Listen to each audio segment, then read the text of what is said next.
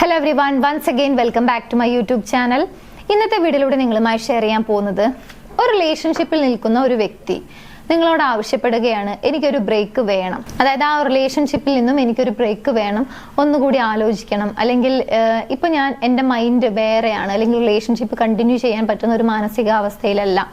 ഇങ്ങനെ പല കാരണങ്ങൾ കൊണ്ട് ഒരു ബ്രേക്ക് വേണമെന്ന് പല ആളുകളും ആവശ്യപ്പെടാറുണ്ട്.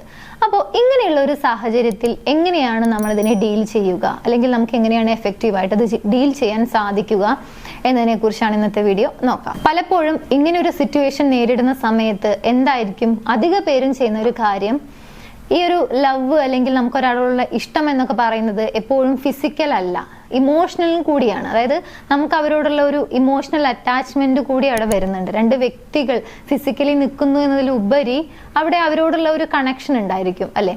അതുകൊണ്ട് തന്നെ ഒരു വ്യക്തി ഇങ്ങനെ ഒരു ഡിസിഷൻ പറയുമ്പോൾ, അല്ലെങ്കിൽ അവരുടെ ഒരു ആവശ്യം പറയുന്ന സമയത്ത് ഓപ്പോസിറ്റ് നിൽക്കുന്ന വ്യക്തിയെ കൂടി അത് ഇൻഡയറക്റ്റ് ആയിട്ട് ബാധിക്കുന്നുണ്ട്.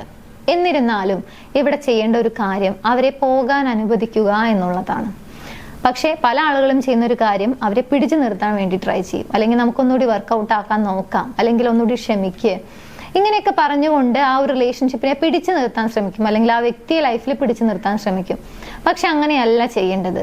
നിങ്ങൾക്ക് ആ ഒരു റിലേഷൻഷിപ്പ് ഹെൽത്തി ആയി മുന്നോട്ട് കൊണ്ടുപോകാനാണെങ്കിലും, അതായത് വീണ്ടും ആ ഒരു റിലേഷൻഷിപ്പ് വർക്കൗട്ട് ആക്കാനാണെങ്കിലും, അതല്ല അതിൽ നിന്ന് മൂവ് ഓൺ ചെയ്യാനാണെങ്കിലും നിങ്ങൾ ചെയ്യേണ്ട കാര്യം ഇത് തന്നെയാണ്. അതായത് ആ വ്യക്തിയെ പോകാൻ അനുവദിക്കുക എന്നുള്ളത്.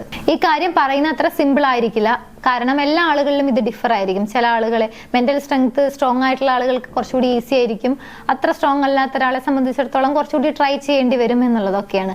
പക്ഷെ എന്നാലും ആ വ്യക്തിയെ പോകാൻ അനുവദിക്കുക, ആ വ്യക്തി ആവശ്യപ്പെട്ട പ്രകാരം ഒരു ബ്രേക്ക് നൽകാൻ നമ്മൾ സ്വയം അലോ ചെയ്യുക എന്നുള്ളതാണ്. കാരണം ഇത് ഓപ്പോസിറ്റ് നിൽക്കുന്ന ഒരു വ്യക്തിയുടെ കാര്യമാണ്, നമുക്ക് അവരെ കൺട്രോൾ ചെയ്യാൻ കഴിയില്ല. നമ്മുടെ ഇമോഷൻസ്, നമ്മുടെ വാക്കുകൾ, നമ്മുടെ പ്രവൃത്തികളൊക്കെ നമുക്ക് കൺട്രോൾ ചെയ്യാൻ കഴിയുന്നത് പോലെ മറ്റൊരു വ്യക്തിയുടെ കാര്യങ്ങൾ നമുക്ക് കൺട്രോൾ ചെയ്യാൻ പറ്റില്ല. ഇത് ഔട്ട് ഓഫ് കൺട്രോൾ ആണെന്നുള്ളത് മനസ്സിലാക്കുക. ആ വ്യക്തി ആവശ്യപ്പെട്ട പ്രകാരം അവർക്കൊരു ബ്രേക്ക് അനുവദിക്കുക എന്നുള്ളതാണ് ആദ്യം ചെയ്യേണ്ട കാര്യം, ഇങ്ങനെ ഒരു സിറ്റുവേഷൻ ഡീൽ ചെയ്യാൻ. രണ്ടാമത്തെ കാര്യം, remember who you are without that person.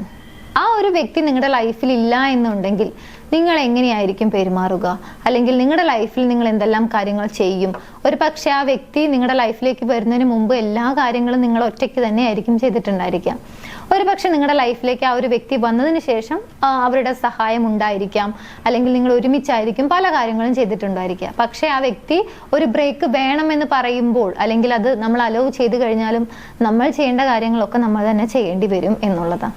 ചുരുക്കം പറഞ്ഞാൽ നമ്മൾ ഒറ്റയ്ക്ക് ചെയ്യേണ്ട, അല്ലെങ്കിൽ നമ്മുടെ സ്ട്രെങ്ത് എന്താണ്, അല്ലെങ്കിൽ നമുക്ക് എത്രത്തോളം കേപ്പബിലിറ്റി ഉണ്ടോ ഓരോ കാര്യങ്ങൾ ചെയ്യാൻ, ഇതൊക്കെ നമുക്ക് മനസ്സിലാക്കാൻ പറ്റുന്ന, അല്ലെങ്കിൽ റിയലൈസ് ചെയ്യാൻ പറ്റുന്ന ഒരു സ്റ്റേജ് കൂടിയാണ് ഇത്.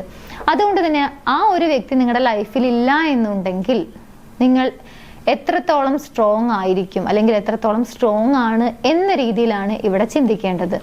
ഒരു പക്ഷേ ഇവിടെ സെൽഫ് ലവ് ഒക്കെ വളരെയധികം കെയർ ചെയ്യേണ്ട ഒരു സ്റ്റേജ് കൂടിയാണിത്. അതായത് ഇങ്ങനെ ഒരു സിറ്റുവേഷൻ നേരിടുന്ന സമയത്ത് ചില ആളുകൾ വളരെയധികം ഡൗൺ ആയി പോവും, അതായത് വളരെ വിഷമഘട്ടത്തിലേക്ക് പോവും, വളരെ വിഷമിച്ചിരിക്കുന്ന ഒരു അവസ്ഥയായിരിക്കും, ലൈഫിൽ ഒരുപാട് ഒറ്റപ്പെട്ടു എന്ന് തോന്നുന്ന ഒരു കാര്യമായിരിക്കും.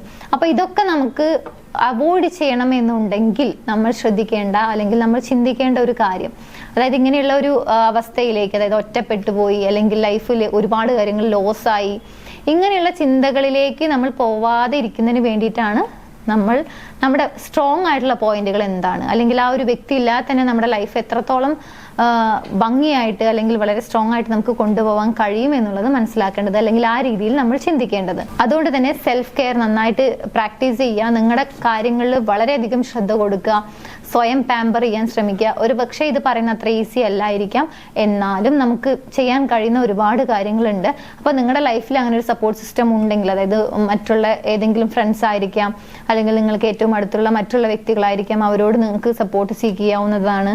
ഇനി നിങ്ങളുടെ ലൈഫിൽ അങ്ങനെ ഒരു സപ്പോർട്ട് സിസ്റ്റം ഇല്ല എന്നുണ്ടെങ്കിൽ നിങ്ങൾക്ക് തീർച്ചയായും മുകളിൽ കാണുന്ന നമ്പറിലേക്ക് കോൺടാക്ട് ചെയ്യാവുന്നതാണ്.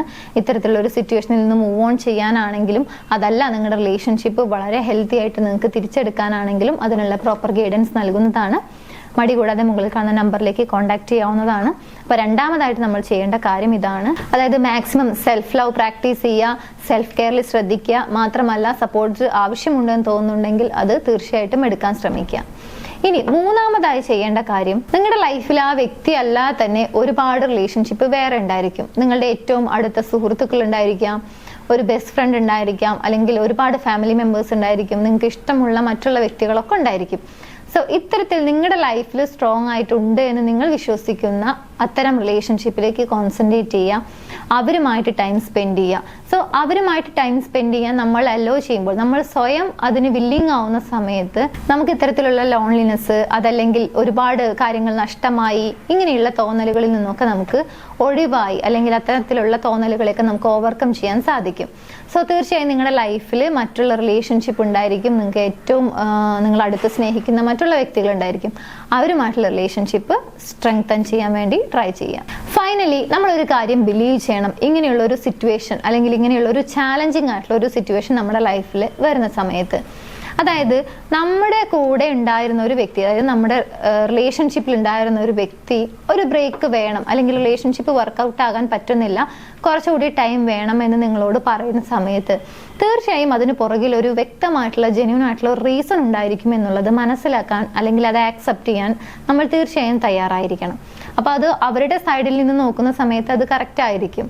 അതുകൊണ്ട് തന്നെ അത് നിങ്ങൾക്ക് കറക്റ്റ് ആണെന്ന് തോന്നുന്നുണ്ടെങ്കിൽ നിങ്ങൾ ഡിസേർവ് ആയിട്ടുള്ള ഒരു ലൈഫ്, അല്ലെങ്കിൽ നിങ്ങൾ ഡിസേർവ് ആയിട്ടുള്ള ഒരു റിലേഷൻഷിപ്പ് നിങ്ങൾക്ക് എന്തായാലും ലഭിക്കും എന്നുള്ളതാണ്. അപ്പോൾ നിങ്ങൾ അതിനെല്ലാ കാര്യത്തിനും ഡിസേർവ് ആണ് എന്നുള്ളൊരു രീതിയിലായിരിക്കണം ബിലീവ് ചെയ്യേണ്ടത്. നേരെ മറിച്ച് എൻ്റെ ലൈഫിൽ ഒരുപാട് കാര്യങ്ങൾ നഷ്ടമായി എന്ന രീതിയിൽ ചിന്തിക്കാൻ തുടങ്ങിക്കഴിഞ്ഞാലാണ് പലപ്പോഴും വിഷമത്തിലേക്ക് പോവേണ്ടി വരിക. അതുകൊണ്ട് തന്നെ നിങ്ങൾ ഒരു ബെറ്റർ ലൈഫ് അല്ലെങ്കിൽ ഒരു ബെറ്റർ റിലേഷൻഷിപ്പ് ഡിസേർവ് ചെയ്യുന്നുണ്ട് എന്നുള്ളത് സ്ട്രോങ് ആയി ബിലീവ് ചെയ്യുക. ഇത്രയും കാര്യങ്ങൾ തീർച്ചയായും നമ്മുടെ ലൈഫിൽ ഇങ്ങനെ ഒരു സിറ്റുവേഷൻ നേരിടുന്ന സമയത്ത് നമ്മൾ ചെയ്യേണ്ടതായിട്ടുള്ള, അല്ലെങ്കിൽ മനസ്സിൽ ഓർമ്മിക്കേണ്ടതായിട്ടുള്ള കാര്യങ്ങളാണ്. അങ്ങനെയാണെന്നുണ്ടെങ്കിൽ ഇങ്ങനെയുള്ള ഒരു ചലഞ്ചിങ് സിറ്റുവേഷനെ നമുക്ക് കുറെ കൂടി ബോൾഡായിട്ട് നേരിടാൻ സാധിക്കും. സോ ഈ വീഡിയോ നിങ്ങൾക്ക് യൂസ്ഫുൾ ആണെന്ന് വിചാരിക്കുന്നു. യൂസ്ഫുൾ ആണെങ്കിൽ മറ്റുള്ള ആളുകളിലേക്ക് ഷെയർ ചെയ്യാൻ മറക്കരുത്. എൻ്റെ യൂട്യൂബ് ചാനൽ നിങ്ങൾ ആദ്യമായാണ് കാണുന്നത് എന്നുണ്ടെങ്കിൽ, പുതിയ വീഡിയോസ് കാണാൻ താല്പര്യമുണ്ടെങ്കിൽ ചാനൽ സബ്സ്ക്രൈബ് ചെയ്യാനും മറക്കരുത്. നിങ്ങളുടെ റിലേഷൻഷിപ്പിൽ എന്തെങ്കിലും പ്രോബ്ലം നിങ്ങൾ ഫേസ് ചെയ്യുന്നുണ്ടെങ്കിൽ, അതിനൊരു പ്രോപ്പർ ഗൈഡൻസ് ആവശ്യമുണ്ടെന്ന് തോന്നുന്നുണ്ടെങ്കിൽ തീർച്ചയായും മടി കൂടാതെ മുകളിൽ കാണുന്ന നമ്പറിലേക്ക് കോൺടാക്ട് ചെയ്യാവുന്നതാണ്. മറ്റൊരു വീഡിയോയിൽ കാണാം. താങ്ക്